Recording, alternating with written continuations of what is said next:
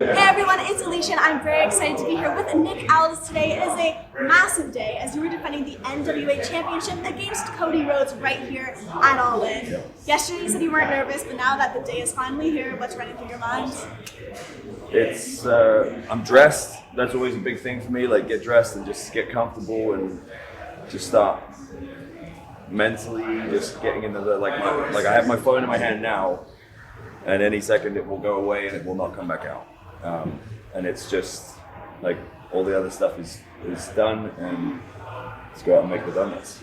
Okay, well there is a very long and infamous lineage of people who have carried that NWA belt. So are there any in the past that you've really looked up to or any that you think you're kind of similar to maybe? I went to Harley races training camp when I was first starting out in the business. I have tremendous respect for Harley.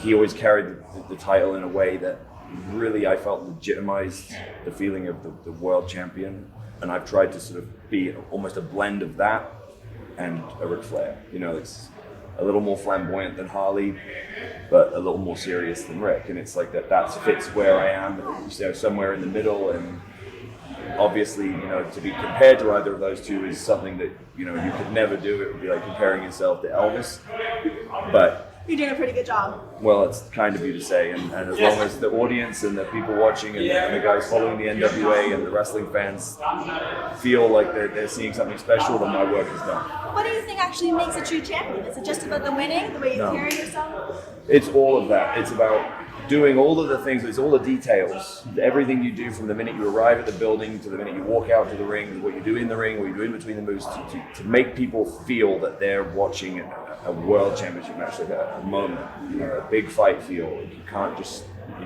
it starts in here, and it starts from the minute anyone sees you. And that's been my mission from day one, ever since I got the belt last December.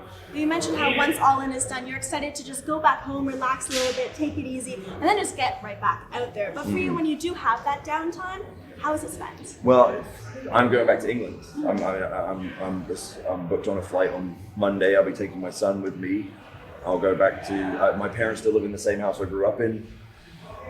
It's nothing else to me compares to that feeling of being able to go back there and just let everything just, you know, the weight is off my back for a minute, and then after a few days of that, I'll feel ready to get back on the horse and I'll back and train and just start thinking about the next thing. Now you mentioned your son there. There's this adorable photograph you posted of him just sitting on the couch back at home with the NWA title.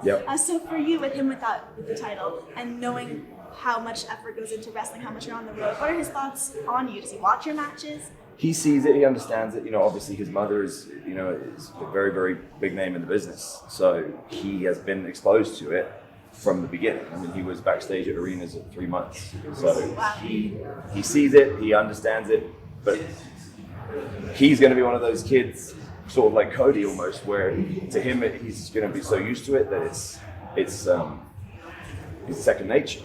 So I don't know. I think that he's still very young, you know. So he sees it. I think he understands that we do something a bit unusual, but at the same time, he's going to look at it in a very different way, and I don't know what that is because I can't relate. But I do know that he's going to be able to look back on this day. You know, one day, whether he's in the business or not, he'll have a respect for it, and one day he'll be able to look back on this night and be, this is the history-making moment in the wrestling business. So he'll be able to say, my dad was on that show, you know, in the same way that he can point at WrestleManias and say, my mom was on that show, you know. So it's pretty cool. That's a beautiful thing. Yeah. Well, to wrap things up, since we are here at a wrestling show, I was curious if you could have any day spent with a wrestler, who would you love to chill with? I guess. Well, if we're talking about anyone, you know, alive or dead. I mean, I've been fortunate to spend days with Ric Flair, so that's an adventure every time.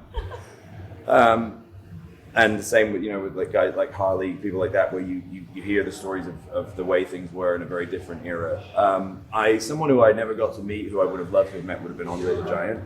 You know, and I think just to get his, you know, just to understand his life as such a fascinating guy, and or even Vince McMahon, you know, just to spend a day just sort of picking that brain and understanding like what goes on in the head of the mad genius, you know. I don't know. Honestly, thank you so much for joining me today, and best of luck tonight right here at All In. Thanks.